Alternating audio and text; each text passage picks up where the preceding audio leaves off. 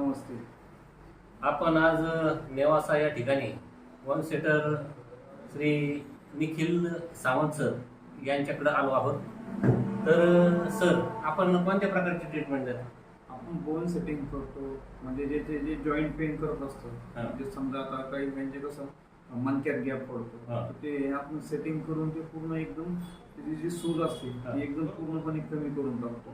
आणि दुसरी करतो शॉक थेरपी करतो. त्याच्यामुळे काय होतं, जे नसा जाम झालेले असतात ते नसा एकदम मोकळ्या करतो आणि रक्तप्रवाह सुरळीत करतो. तो मसल जाम झाला असतो तो एकदम पूर्णपणे एकदम हलका होतो, सूज कमी होते. त्याने लगेच जागा म्हणजे लगेच फरक पडून जातो. म्हणजे जे दुखत असतं, काही समजा एखाद्यांचा गुडघा दुखत असेल, चालता येत नसेल, तर ते शॉक थेरपीमुळे त्यांना एकदम व्यवस्थित चालता येतं, पाय टेकवता येतं. आणि समजा सूज असेल तर सूज लगेच कमी होत चालते. कळरग लागत असेल तर ती हलकी होऊन जाते. आता समजा ती थेरपी केल्यानंतर तात्पुरता फरक पडतो की कायमस्वरूपी? नाही, कायमस्वरूपी फरक पडतो. पण त्याच्यामध्ये आपण कसं 3 वेळेस पेशंटला बोलवतो. कारण कसं फर्स्ट टाइम पेशंट येतो ते एक तर कारण की सेटिंग करायची म्हणलं कोणी लगेच भरोसा ठेवत नाही. सेटिंग केल्यानंतर कसं म्हणजे फर्स्ट सेटिंगमध्ये त्यांना 60-70% फरक पडतो, सेकंडमध्ये अजून फरक पडतो, थर्डमध्ये एकदम रिलॅक्स होऊन जातो, म्हणजे दुखायचं बंद होऊन जातं. तुमच्याकडे जे पेशंट येतात त्यांच्या म्हणजे समजा त्यांना तुम्ही काय विचारता सुरुवातीला? काय त्यांना आम्ही पहिले विचारतो तुम्ही कुठून आलात, काय आलात, त्यांची मेडिकल हिस्ट्री विचारतो. कारण कसं काहींचं फ्रॅक्चर असतं, काहींचं ऑपरेशन झालेलं असतं, काहींचं कसं एंजिओप्लास्टी हार्टच्या सर्जरी असतात ना, ते कसं जास्त प्रेशर आहे तर त्याला ते हार्टचा प्रॉब्लेम नको व्हायला म्हणून आपण असे लोक घेऊ शकतात ना ट्रीटमेंट.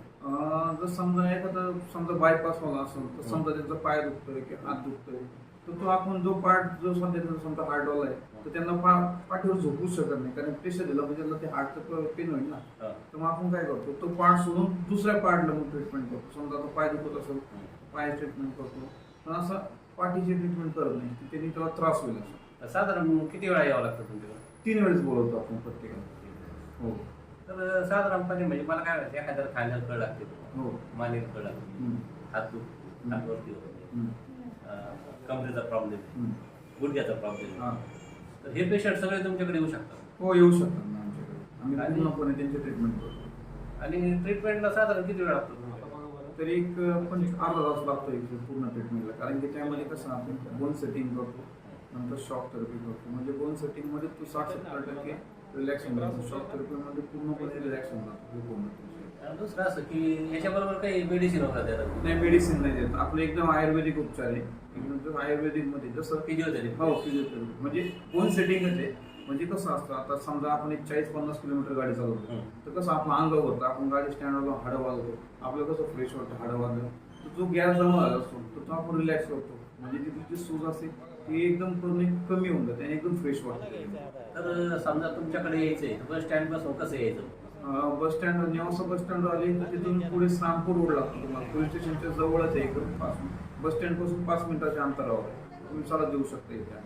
म्हणजे समोरच्याने समजा यायचं ठरलं तुमच्याकडं, कसं येणार त्याच्यासाठी हा पत्ता विचारला. हो हो. तर समजा पत्र व्यवहारच पत्ता कोणता? पत्र व्यवहाराचा फक्त आपला नेवासा बस स्टँड, म्हणजे नेवासा खुर्दमध्ये आपण राहतो.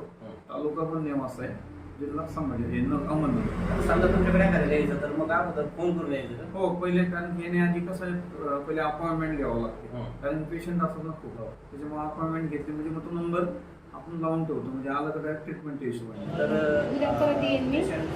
ज्यांना काही त्रास होतो त्यांच्यासाठी आपण आता स्क्रीनवर नंबर देणार आहोत. परंतु साधारणपणे मी पण तुम्हाला नंबर सांगतो, 73-85-19-55-55 हा निखिल सरांचा नंबर आहे. आणि या ठिकाणी आपल्याला हाडाची किंवा इतर काही प्रॉब्लेम असतील, हाडाच्या संदर्भातच म्हणायचं, हाडाच्या संदर्भात पाठीचा मणका असेल, हाताचा दुखणं असेल, कंबर दुखी असेल, तर तुम्ही इथे येऊन ट्रीटमेंट घेऊ शकता. जय हिंद, जय महाराष्ट्र.